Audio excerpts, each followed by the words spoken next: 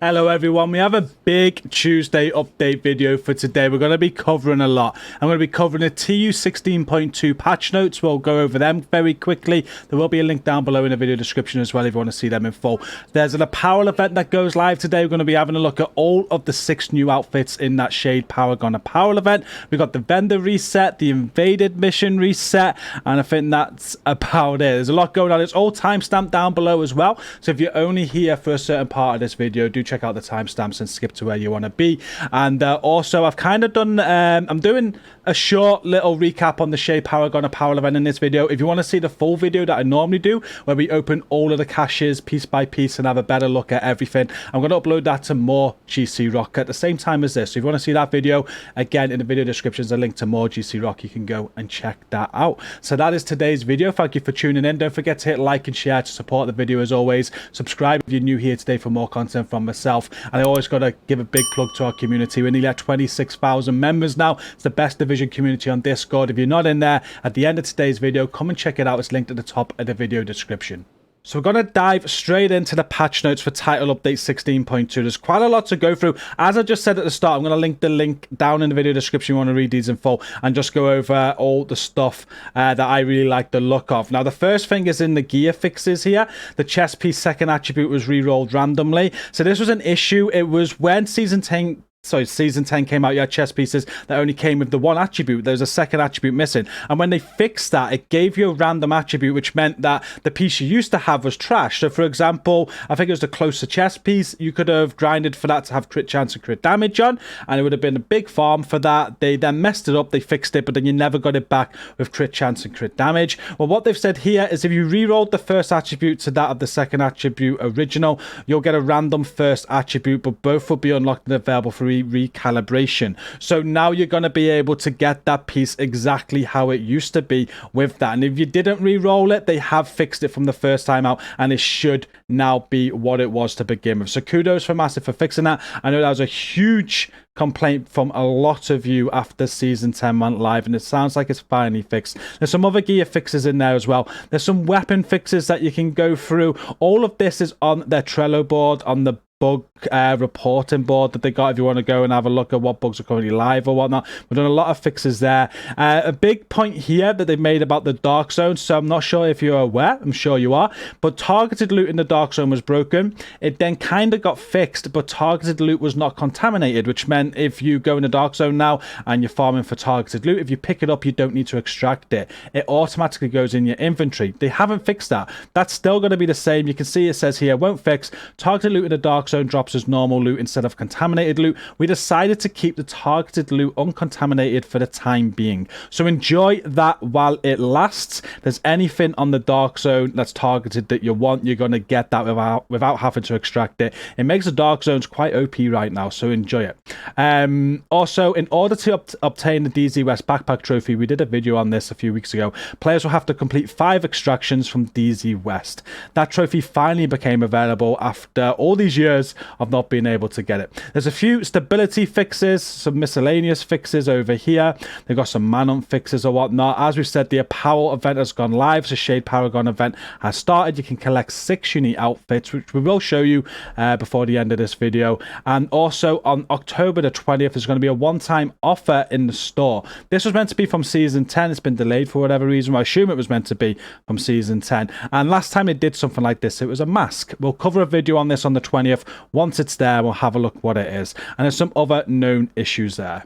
So again, I very briefly went over the patch notes. I'm not going to read it all word for word. I'm sure if you want to know everything that's been fixed or whatnot, you can go and click the link in the description to go and check it out. But what we're going to do now is show you all 6 of these brand new outfits in the Shd Paragon event. We will quickly go over the event and how it works. So we can see here on the weekly timeline, or the seasonal timeline rather, we've got the Shd Paragon Apparel event live now. It's got 2 weeks and 6 days left on it. This has been delayed. It was meant to be live a few weeks back, and I've got what I've gone and done today is gone and buy all the keys to open these all for you to show you the outfits. But you don't need to do that. You can if you want, but you don't need to. Just earn watch levels and that will get you all 27 keys. I always forget the amount of watch levels you need for a key.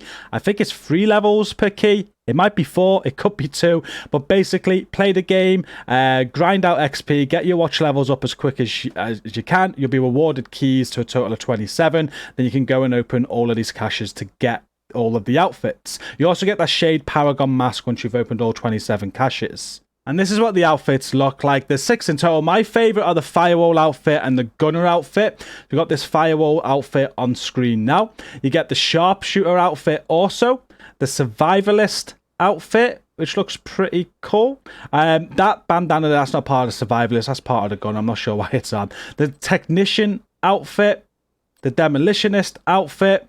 Again, ignore that sort of bandana there. That's part of the Gunner outfit, which looks like that. As I said, the Gunner and the Firewall are my favorite, but I do quite like that Technician outfit as well. That's growing on me the more that I look at it. But let me know in the video comments what you think of all of these brand new outfits in the Shd Paragon Apparel event. Again, I've done a more in-depth video on this, opening all the caches. If you want to check it, it's over on more GCROCK. And now we're going to move on to the weekly resets. We've got the invaded mission reset first. You can see that this week is manning National Zoo as the invaded stronghold. You got Grand Washington Hotel invaded again. I think it was invaded last week, so if anybody does need to finish that Nemesis project for the exotic Nemesis, Grand Washington has the final part for that, and it has to be uninvaded, so you got another chance to get that. You've also got American History Museum and Air and Space Museum invaded. Complete all of those missions and the stronghold to unlock Tidal Basin. And for those that are wondering why should I do these every week, well, if you need specialization points for any of your characters, these are great for that, giving you 5 points per invaded that you do, even if you do it on normal difficulty. You get a random mod unlock for every single invaded mission and a named item drop, so they're well worth doing if you need any of that. And this week's weekly legendary project is District Union Arena. It's the easiest legendary to do. If you do that this week on legendary, you're going to get an exotic cache. And now it's time to go around all of the vendors and show you what is on sale this week. We basically go to every single vendor, read out everything that is on sale, and I'll give you my top picks or anything that I like along the way. I ask you to comment down below if there's anything that you're buying this week. But for those that just want to see my top picks, I do upload a top picks short to Twitter, Instagram, and more GCROCK. So make sure you follow on them if you just want to see top picks in the future. But for this one, we cover it in full. We're going to start at the countdown vendor and go from there. And this week at the countdown vendor, you can buy the mop. It's got shotgun damage, damage to armor, armor on kill, and pummel on it. There's a appointment chest piece with armor, health, skill damage, and perfect vanguard. A new reliable LMG with LMG damage, damage target out of cover, rate of fire, and that comes with perfectly optimized. And then over at the White House vendor this week, we've got an everyday carrier with armor, explosive resistance, status effects, and it's got perfectly efficient on it. An enhanced AUG with SMG damage, crit chance, swap speed, and ignited. An AKM with assault rifle damage, health damage, crit damage, and measured. An M1911 with pistol damage, swap speed, and steady-handed. Golden Gear backpack with armor, explosive resistance, headshot damage, and versatile. A Uzina Getica chest piece with armor, explosive resistance, health, and vanguard. And for the mods, there's a 10.1% crit damage mod, a 6.4% duration mod for a drone, a +1 extra sniper ammo for a turret, and a 4% burn duration mod for a sticky. At the clan vendor this week, you can buy a Quiet Roar with LMG damage, damage target out of cover, crit damage, and perfect overwhelm. Hardwired holster with skill tier and crit damage. Eclipse Protocol gloves with skill tier and skill haste. Negotiator's Dilemma holster with weapon damage and weapon handling. Military MK17 with rifle damage, crit damage, magazine size, and eyeless. An ACR with assault rifle damage, health damage, reload speed, and on empty. A USC 45 with rifle damage, crit damage, health damage, and strained. Petrov gloves with weapon damage, explosive resistance, and armor regen. Tactical M1911 with pistol damage, magazine size, and spike. Mokami backpack with skill tier, skill damage, crit damage, and overclock. Quite a good backpack that. I guess you wouldn't want skill damage, but if you rolled repair skills on that with overclock, it is actually very good for a healer build. You'd want skill ace with that as well, I imagine. There's a Badger Tough backpack with armor regen, repair skills, and concussion. Then we've got a shock resistance mod, a blind death resistance mod at 8.6%. We've got a 10.3% skill ace mod, and a 4% range mod for a hive. Onto the settlements now, and starting at the campus, we've got this Night Watcher mask with armor, scanner pulsates, and health. Got Hunting M44 with marksman rifle damage, headshot damage, crit damage, and naked. Tactical M249 with LMG damage, damage target out of cover, crit chance, and killer. Cheska Mask with weapon damage, skill damage, and status effects. Fenris Holster with weapon damage, crit chance, and headshot damage. It's a good Fenris Holster, that. Then we got a 9.9% skill aced mod, a 6.1% skill aced mod for a chem, a +4 stim charges for a hive, 5% skill aced mod for a pulse, and 5.8% duration mod for a trap. And at the Theatre Settlement this week on sale is a Tsunami with shotgun damage, damage to armor, crit damage, and perfect pummel. An M870 Express with shotgun damage, damage to armor, swap speed, and eyeless. USC 45 with rifle damage, crit damage, damage to armor, and spike. Murakami gloves with skill tier, skill damage, and headshot damage. Providence knees with weapon damage, explosive resistance, and health. Then we've got an 8.5% bleed resistance mod, 4.1% radius for seekers, 4.2 shield health mod, 6% damage for a firefly, and 6% health for a decoy. And now for the DZ vendors, we're going to start DZ West. On sale this week is a backup boomstick with shotgun damage, damage to armor, damage target out of cover, and fast hands. A 612 with shotgun damage, damage to armor, headshot damage, and sadist. Urban MDR with rifle damage, crit damage, health damage, and future perfect. Umbra Initiative gloves with weapon damage and weapon handling.